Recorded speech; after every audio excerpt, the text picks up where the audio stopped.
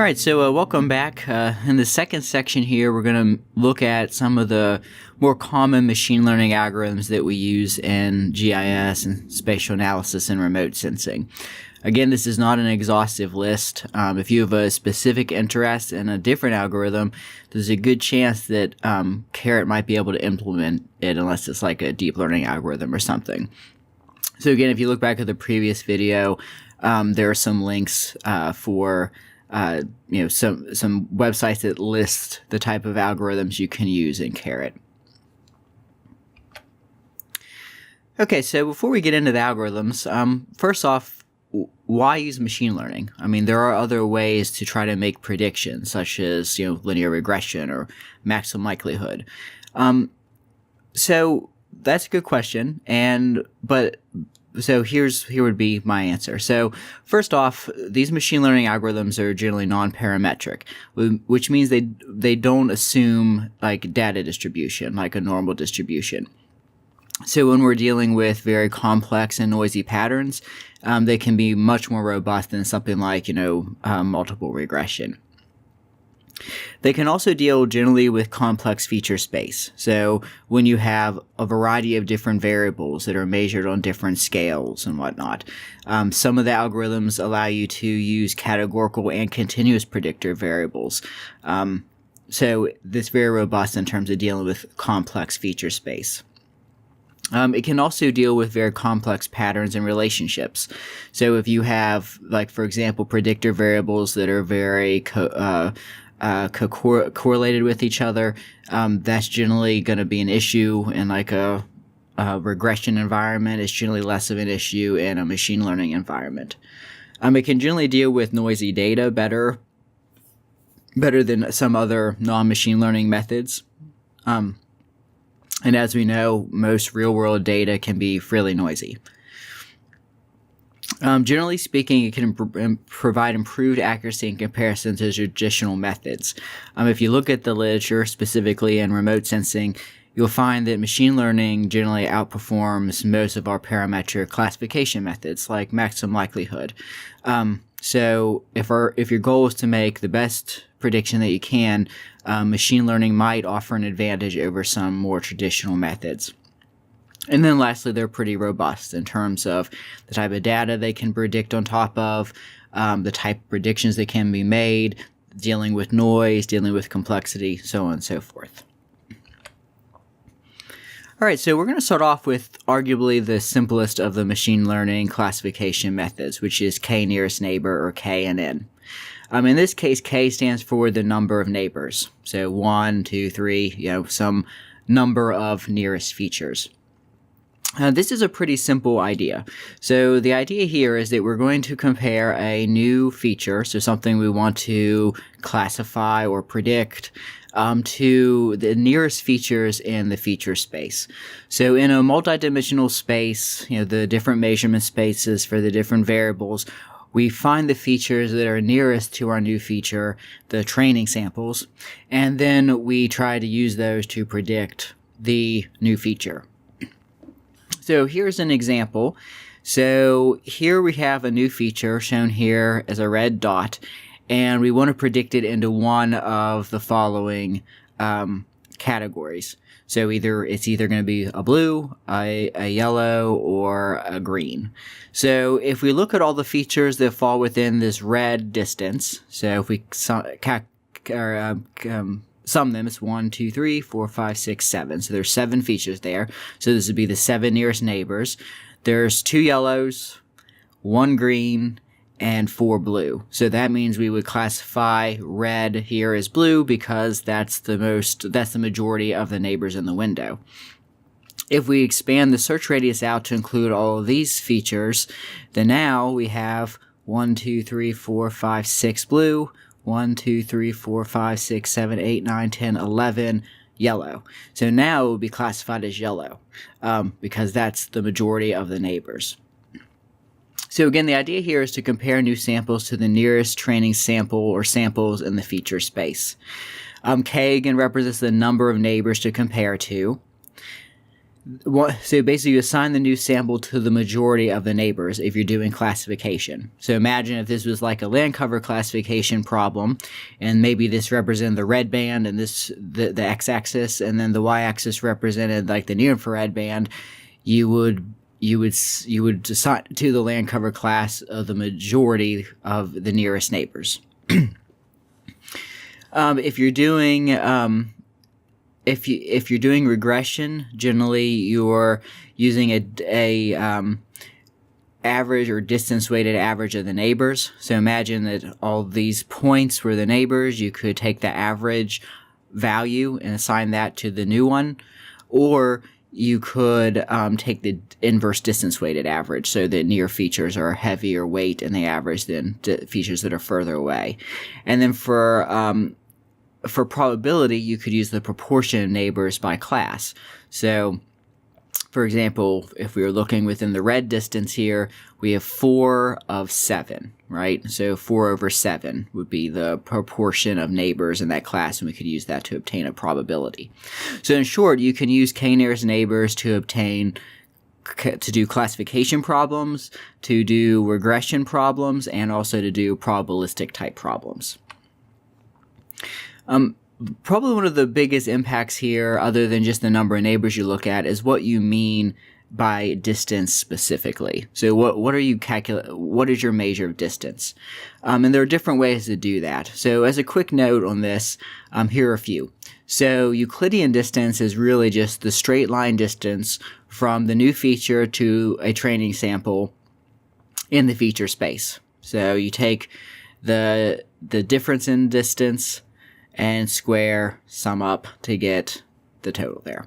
And this is in multiple dimensions. There's also the Hamming distance. That's used for categorical predictor variables. So if one of your predictor variables is categorical.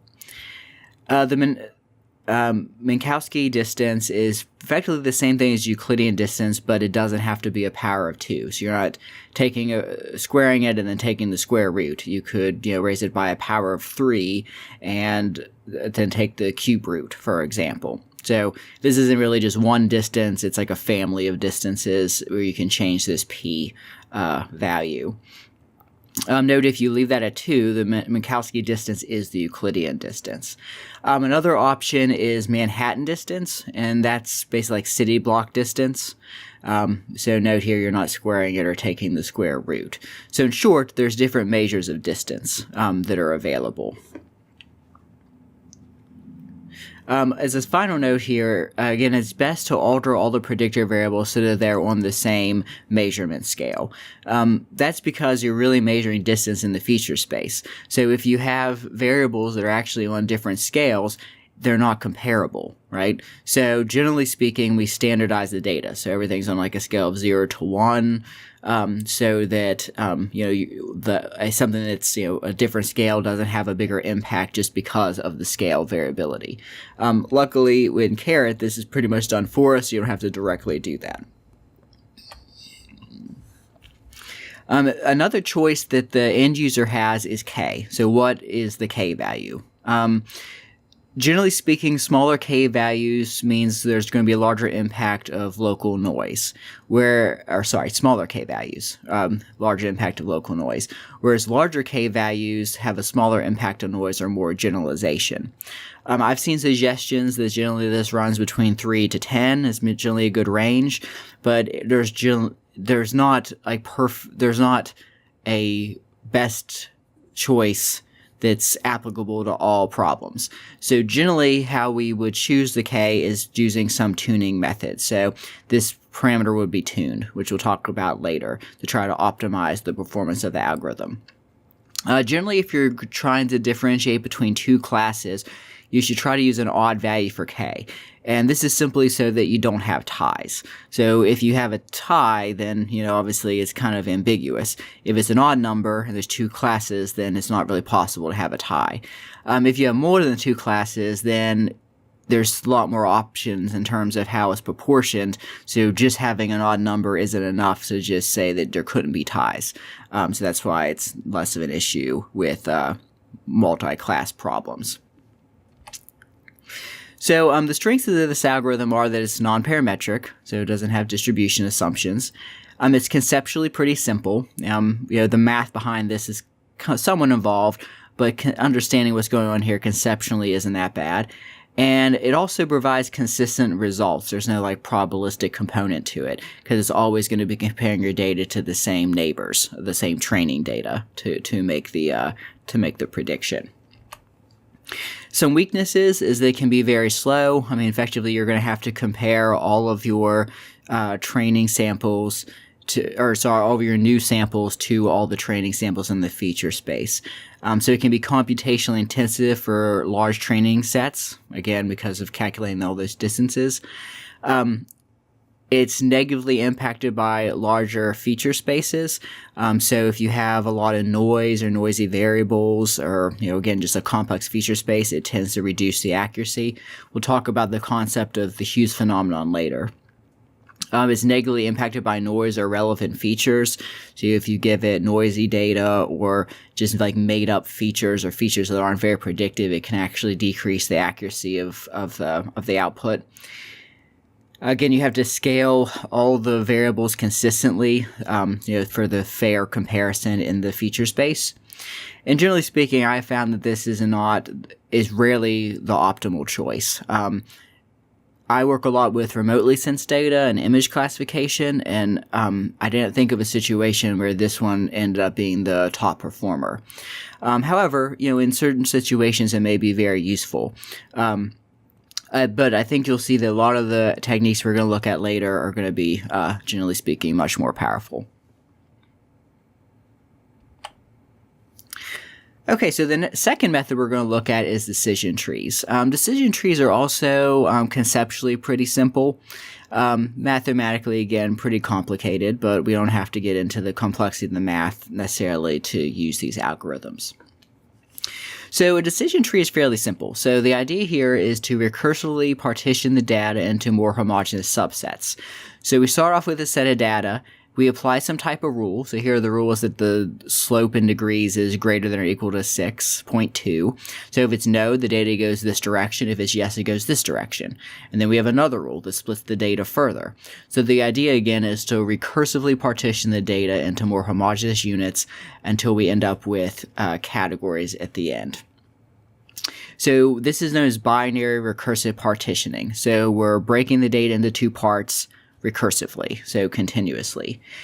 This is based on a measure of refinement, and we'll talk about what some of those measures are here in a minute. There are different options. The final nodes are called leaf nodes, so the end of the tree structure are the leaves, and those are going to generally be your final categories or predictions. Generally, if you let a tree grow until it stops, it's going to overfit to the training data. This is a common issue with machine learning. So the idea is that it does such a good job at predicting what the training data, the samples it's already seen, that it doesn't actually generalize very well to new samples. So in order to address that issue, we do what's called pruning. So you can see there's all this tree analogy stuff here. So the idea is that we basically cut off some of the lower nodes so that it's not as specific to the training data and hopefully will generalize better to our new samples. Again, the ultimate goal here is generally to predict accurately new examples. So overfitting to the training data can actually hinder that. So here's a quick little animation to describe how this works. So you start off with some data. Some split rule is applied. The data are then split into two groups, binary split. And then those splits or data subsets are split again by additional rules which further split the data, and so on and so forth until you end up with the leaf nodes. So note here we have a series of letters that could represent different categories. Note that some of the letters come out at multiple places. So you can have a different chain of rules that give you the same category, like forest, for example. So that's one of the characteristics of a decision tree. Okay. So again, one of the issues with decision trees is that they can overfit to the training data.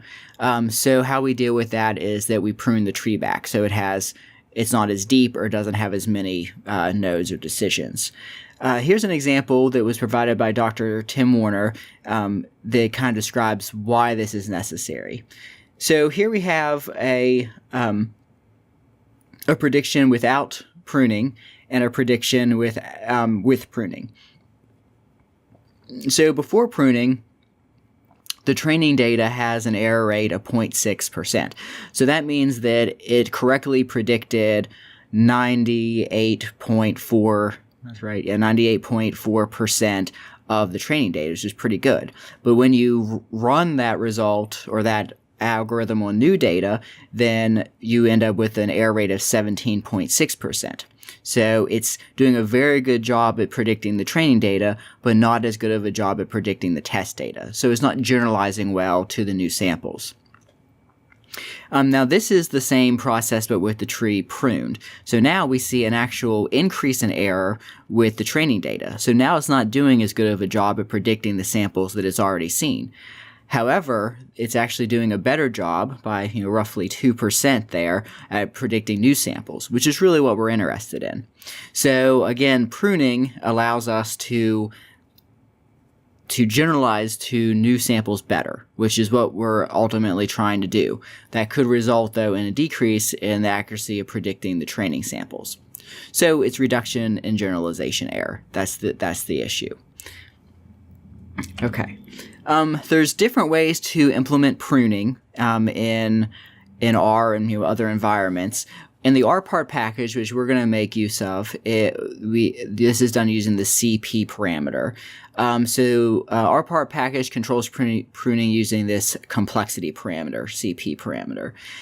There's usually control the balance between overfitting and underfitting. So overfitting is, it's trained too specific to the training data. Underfitting is it's not been trained enough. So you want a model that generalizes well and does not overfit to the training data. So again, it does a good job at predicting new samples. So again, however, it can be too general, too generalized. So it's a balancing act. So again, this is generally optimized using some optimization method, and again, we'll talk about those later. So generally speaking, in larger CP parameters mean a smaller tree or more pruning, where smaller CP parameters mean a larger tree or less pruning, again, as implemented in RPart. So another component of decision trees is how we actually decide what is a good split, what is a good binary partition. So what's a good rule at any specific split.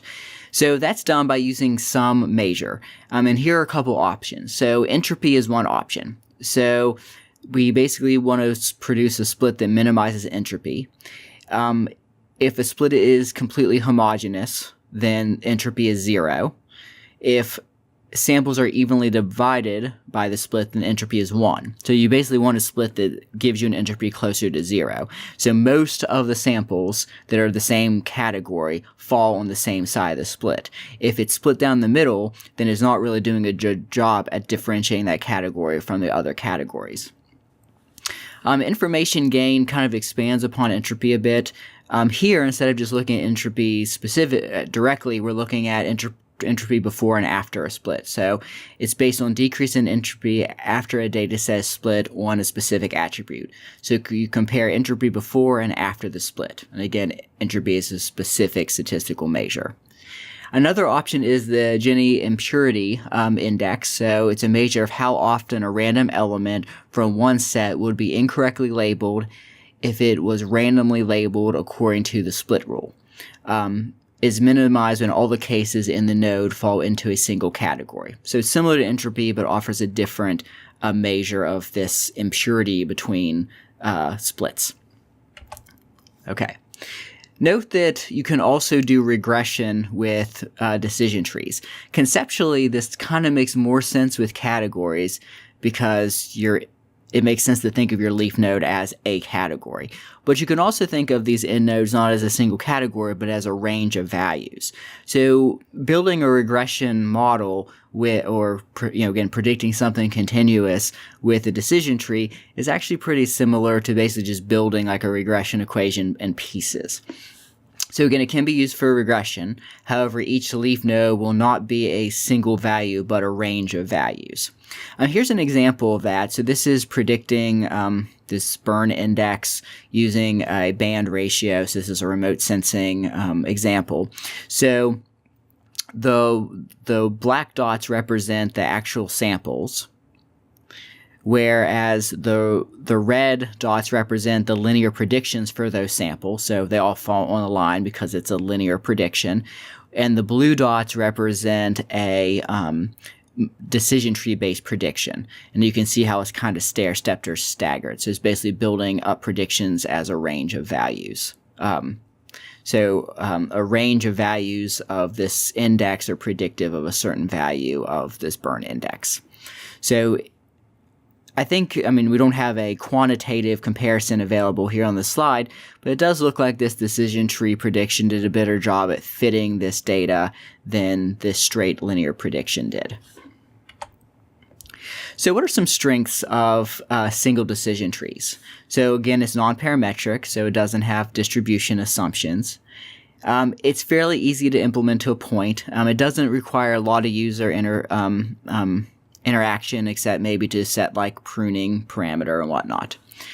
It doesn't have a lot of user-defined parameters. Again, generally we're looking at the pruning parameter. It's possible to do both regression and classification with it. You don't have to have all the variables be on the same scale as you do with k-nearest neighbor. You can use variables on different scale. Part of that's because they're basically being used independently of each other. It splits. You can incorporate both numeric and categorical predictor variables. It's generally pretty quick. Apparently computers are very good at this binary rule-based partitioning, so they can work very quickly, especially on the prediction side, so once the model is produced. And they work very well on large data sets.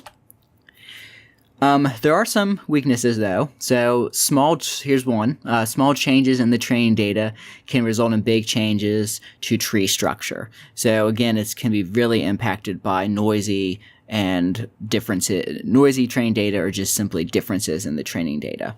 It's generally not very robust to noise. So if you have bad training data or mislabeled training data, it's going to probably decrease the accuracy of the result pretty substantially. It suffers from a problem known as local minima, which is kind of a complicated topic, but the idea is that basically it can get stuck in kind of a little trough, which is not the best solution. It's just kind of a local better solution. So it's kind of like if your goal was to leave through the door, but you end up leaving through the window instead because it's an option, but not the best option. And also it needs some pruning to help with the generalization error. Okay, so there are other implementations of decision trees that are a little bit more robust. And here we're going to look at two broad types.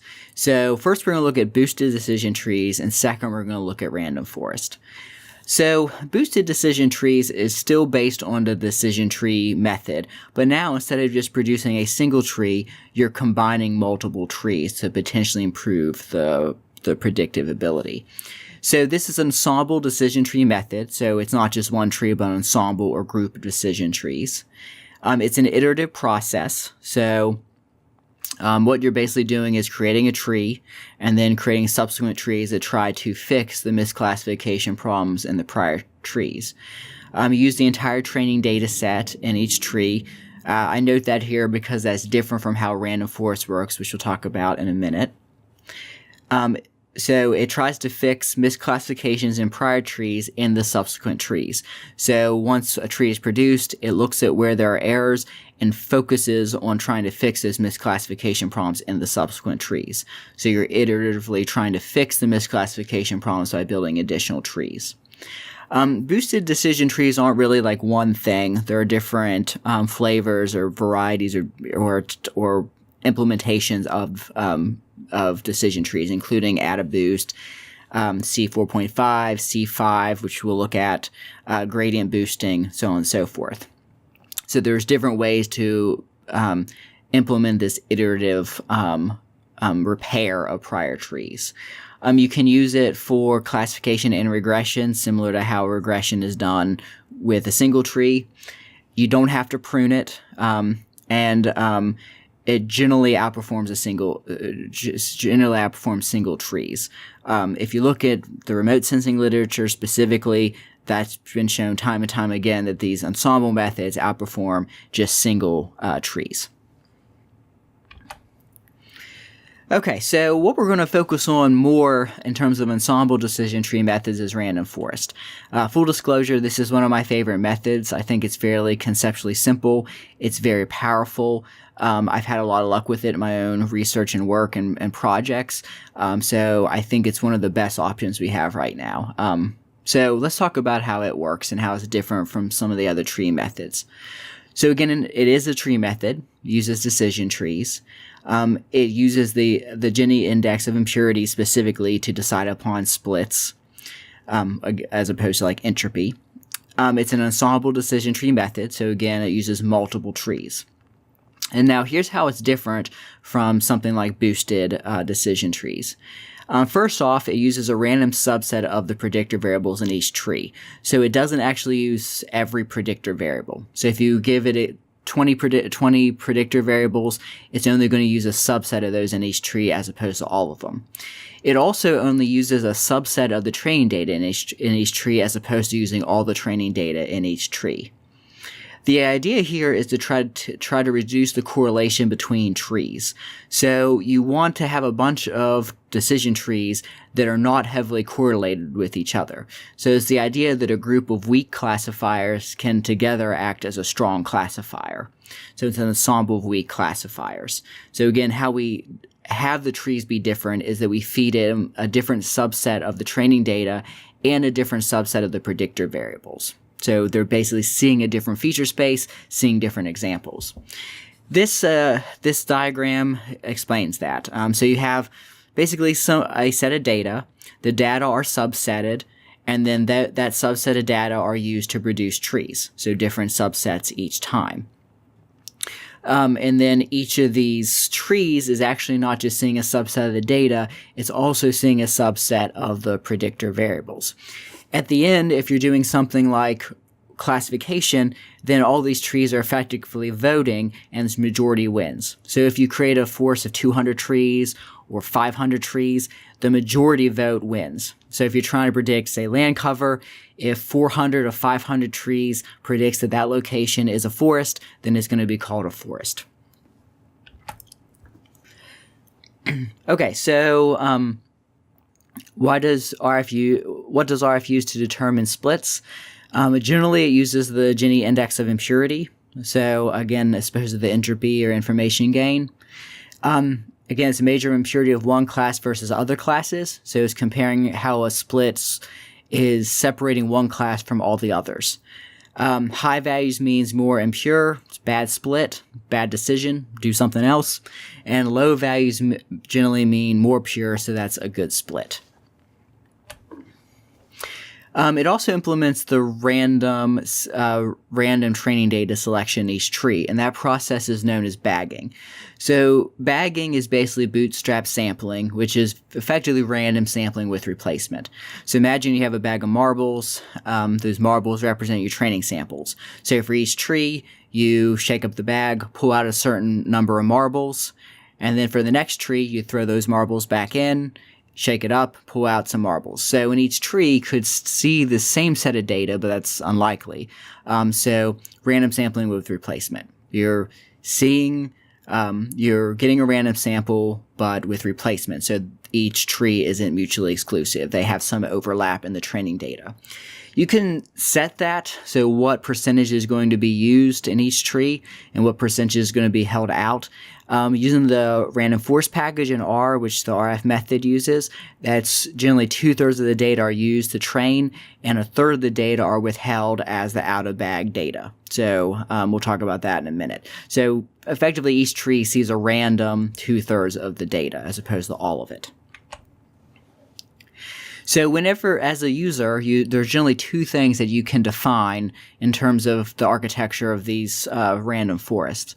The first thing is the number of trees that you'll produce. Generally, this doesn't matter a lot. It eventually just levels off. I generally used at least 200 trees. It depends on the problem. 200 trees, 500, 1,000 trees. Luckily, it's pretty easy to just plot and see if the accuracy is leveling off as you add trees. So that one generally doesn't impact the accuracy a lot. You just have to have enough for it to stabilize. So again, maybe 200 to 500. Number of variables randomly selected for splitting at each node. That's the mtry parameter. It depends on the problem, but it has been shown that can impact the accuracy of the classification. Using the random forest package, again, with the RF implementation within caret, the default is the square root of the number of variables. So if you had 20 variables, it would be the square root of 20. So what is generally suggested is if you're really worried about improving your accuracy, you should attempt to optimize that parameter. And again, we'll talk about that later. Okay, so some strengths of random forest. Again, it's non-parametric. It doesn't tend to overfit much, though that claims to have made all these things overfit to some extent. In short, overfitting doesn't seem to be a large problem when you're dealing with or working with random forest. You can use predictor variables of different scales. They don't have to be standardized or rescaled. You can use categorical predictor variables. It generally runs pretty efficiently on large data sets. You can theoretically give it thousands of predictor variables. It's generally pretty robust at dealing with noisy or not very useful predictor variables, though removing those could potentially improve it. This algorithm, because it holds out data in each tree, can actually generate an unbiased estimate of generalization error called a out-of-bag error. We'll talk about that in a minute. That's actually one of the great benefits of random forest. It kind of can self-assess itself without requiring validation data. You can use it for regression, classification, and probabilistic modeling. So it's really robust in the type of predictions it can make. It's very fast in terms of training, but especially in terms of prediction. You can estimate the importance of the predictor variables in the model, which we'll talk about. It's generally considered computationally lighter than boosting because each tree is independent of the other tree, so it's not iterative. So it generally runs faster than boosting. It's not required to prune them as it is with a single tree. It only has two user-defined parameters, one of which is generally not one of which the number of trees it doesn't tend to impact the accuracy much, and the second one can be optimized. And again, you can also have categorical predictor variables. So there's lots of strengths. There are some weaknesses. For training, you need to give it presence and absence. It's not a presence-only modeling method. So if you didn't have absence, you would have to produce like pseudo-absence data. I've had to do that with my wetland work, for example. So wetlands and examples of not wetlands. It can be computationally intensive, but in this environment with the type of computing we have available, even our laptops and desktops, let alone parallel processing or servers, we don't tend to worry about that too much, and it's not really any more computationally intensive than support vector machines or boosted decision trees or anything, or neural networks or deep learning, which is pretty intensive. It's not fully automated, so it does require training data, user input, and it's been described as a gray box, so you don't really know what's going on in there completely. But again, a lot of those weaknesses can be carried over to other methods also. So in general, this is a fairly strong method. Okay, so how do we, what are some other benefits of this? So one is estimating variable importance. So we can actually predict how important or how much a specific predictor variable contributed to the prediction. This image here is an example from a project I worked on where we were trying to predict wetlands using different terrain characteristics. So we can see that, for example, terrain dissection was shown to be very important in standard deviation of slope. Here's some other variables. So how this basically works is it's trying to look at if you would remove that variable from the model, how much does the accuracy of predicting the withheld data, the data that were not used in a specific tree, how does that decrease? This is generally, again, pretty robust. but there are some issues with doing this. One issue is that if you have highly correlated predictor variables, then these measures can be somewhat biased. However, there are ways to assess variable importance using random forest that takes that into account, and some of those have been implemented into R. So again, we're looking at what variables contribute most significantly to the model, what are most important. Again, you have to use some caution whenever you have correlated variables, but there are ways to deal with that. It's a little outside the scope of what we're talking about here. There's a function called importance, which is part of the random forest package that will give you back these measures, which you can produce these plots from. Again, it looks at how model performance decreases when the variable of interest is removed. And it's based on either the Gini index or the out-of-bag error rate, the data that are withheld from each tree. Okay, here's another example. This is with spectral data. So this is the same text, just different example. So this is showing the value of different LiDAR and image bands for predicting land cover. So this highlights the value of NDSM, which is basically height above ground, and the near-infrared band, which is generally pretty good, especially for differentiating vegetation. So again, being able to just assess the importance of your variables is one of the great added benefits of random forest. And then also random forest can estimate its own error rate. So it uses data withheld in each tree, the out-of-bag data, so the 1/3 that's withheld, to estimate error rate. So that is called the out-of-bag or OOB error rate. Generally, this is found to be accurate when the training data are unbiased and randomized. It's not always necessary that true that your training data are completely randomized or unbiased. If that's the case, these measures may not be a unbiased estimate of the error rate. If you produce your training data in a very unbiased, randomized way, like the same way you would maybe produce your validation data, then this is generally considered to be fairly accurate estimate of your model performance. So in short, I wouldn't really use this unless your training data are truly unbiased and randomized in some way. Again, you should not use this with unbiased training data.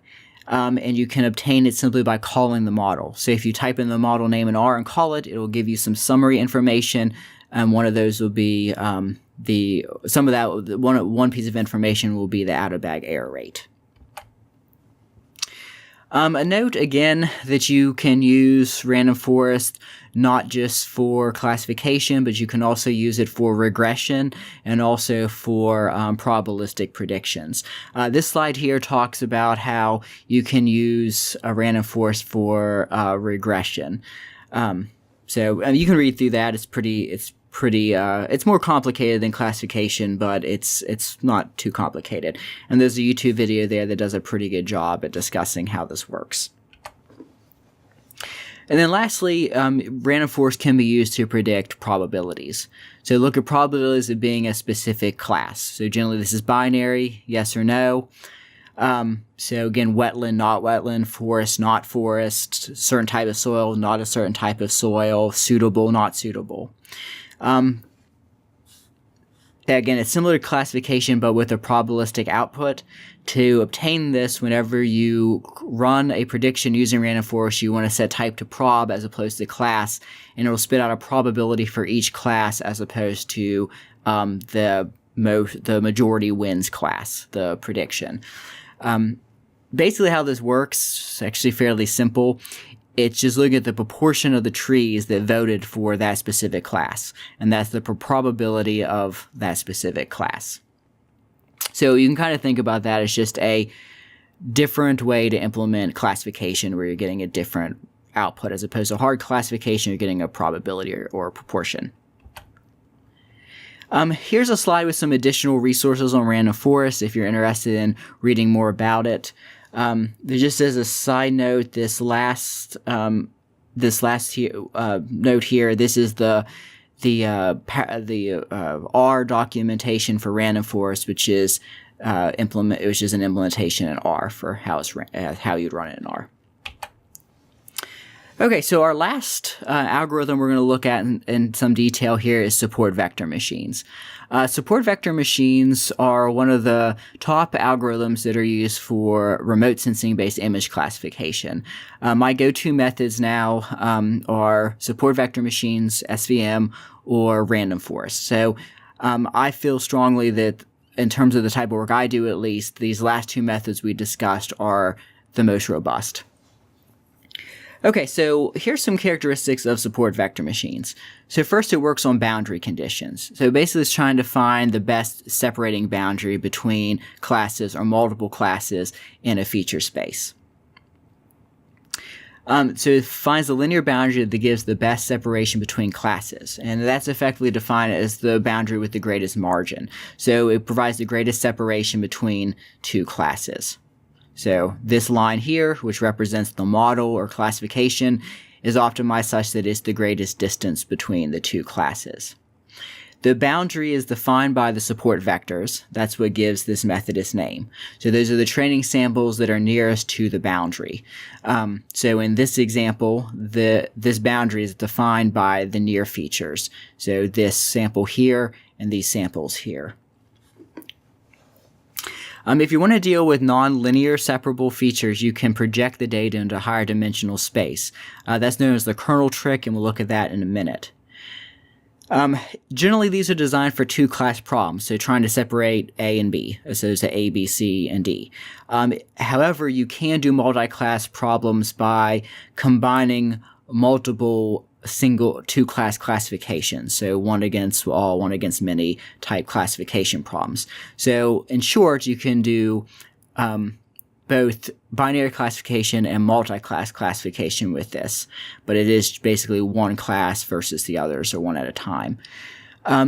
Sometimes you're going to have situations where some of the samples were going to be on the wrong side of the boundary.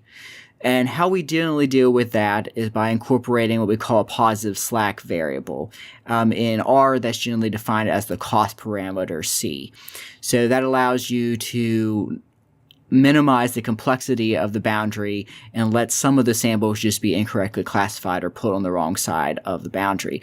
And as you can imagine, that's going to impact the generalization error and the overfitting. Okay. So these are some images from Wikipedia and some other sites that try to explain this concept of the kernel trick. So imagine you have a boundary that isn't linear. So how would you actually model that as like an equation or boundary in this feature space? Well, it turns out that's kind of hard to do. So what we do traditionally then is the data are actually transformed into a higher dimensional feature space. And that boundary now becomes linear or more linear than it was before in this more complex space. And that's called the kernel trick. So we use the kernel trick to transform the feature space into a higher dimensional space where the features are more linearly separable. So imagine again here we have this complex line that separates these two classes. If we transform this planar two-dimensional space into a three-dimensional space, then now this line can be basically turns into this plane, so a more linear feature in that space. So basically before this kernel trick existed, we really weren't able to model very complicated boundaries. They had to be linear boundaries. But with this trick, we're able to linear or model very complex boundaries.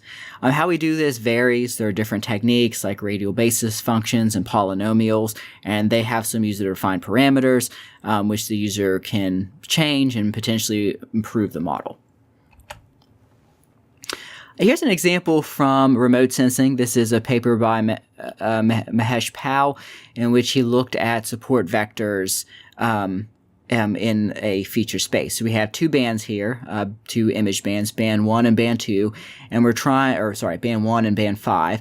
And here we're trying to differentiate three categories: wheat, sugar beets, and oilseed. So here, the filled-in features represent the support vectors. So as you can see, it's the margin conditions that define the boundary. So these two support vectors are effectively defining the class boundary relative to, for wheat. these red ones here for the sugar beets, and then the oil seeds for the blue boundaries. So again, not all the training data are really being used. So what this kind of tells you is that really characterizing the boundary conditions in your data can be very important if you want to use or work with support vector machines. Again, support vector machines has some user-defined parameters. So it requires a kernel parameter to transform the data into a higher dimensional space. It could be linear, polynomial, radial basis, or sigmoid. I've had a lot of luck with radial basis functions, or RBF. That's the one I tend to use the most, and then probably followed by polynomial. The cost parameter to deal with incorrect classified points to generalize the separating boundary. And then depending on the kernel that you select, you may have different parameters. So for example, the radial basis function has a gamma parameter if you're doing classification. And then it has an epsilon parameter if you're doing regression. You can also use SVM to do regression problems. So in SVM, the basic idea is to map the data X into a higher dimensional feature space F via non-linear mapping, and to do the linear regression in that space where it now becomes more linear. So imagine regression line in a multi-dimensional feature space, but it's still using the support vectors or marginal or boundary training samples. So in short, you can do both classification and regression using this tool. All right, so what are some strengths of support vector machines? So first off, it can deal with complex data, nonlinear data. So again, it's not a linear regression. You can do regression, classification, and probabilistic prediction with it. It makes use of quadratic programming, so you can't get a local minima, which is a potential issue with things like decision trees, and I believe neural networks have that issue too. Use data points closer to the boundaries, so it only actually uses a small subset of the training data. But of course, the trade-off there is that you really do need to do a good job of characterizing those boundary conditions. It's not generally affected by outliers heavily. It's generally a fairly robust algorithm in terms of noise and complex predictor variables. Some have argued that you can get pretty good results without optimizing it, but I think that really just depends on the problem. Some weaknesses, you do need to train it, and it does need presence and absence data. So this is not a presence-only modeling method. And then it does require user-defined parameters that could potentially impact its accuracy. Okay, so those are the primary methods that we're going to talk about in detail and experiment with the lab exercises and whatnot in R. However, there are some other methods out there that I just want to mention, just so you know that these aren't the only things. There are some other ensemble methods using ensemble decision trees. Rotation forests make use of principal component analysis in combination with random forests. And in conical forests, use conical components with random forests. Maximum entropy, or MaxEnt, I mentioned earlier. That's a good example or a good option if you want to do some presence-only modeling. There's also artificial neural networks, or ANNs. I generally have found that these haven't been the best methods for the type of problems I work with. But with the advent of deep learning, where we have very deep neural networks or lots of hidden layers, we can implement convolution. These are becoming very powerful. In fact, deep learning is probably one of the biggest, most fastly advancing and exciting areas in machine learning right now. There's also learning vector quantization, or LQV, extreme learning machines, and many others. So again, earlier on I mentioned that website where you can look at what algorithms can be used within caret, so I would suggest looking at that if you'd like to experiment with other algorithms. Again, MaxEnt is a good choice. We're not really exploring it here, but it is a good choice if you have specifically presence-only data. It can be implemented outside of R as its own Java-based tool. It can also be ran in R using the MaxEnt package. So if you're interested in presence-only type work, I would definitely look at MaxEnt. MaxEnt, it basically looks at conditions based on training data and also tries to maintain the surface that maximizes entropy or doesn't make assumptions. Again, we're not really going to get into that here, but it's a very powerful tool, especially if you only have presence data. Okay, so I think this is a good time to break again. So in the next section, we're going to talk about some of the techniques that we can use to assess our model performance, so how well our models are doing.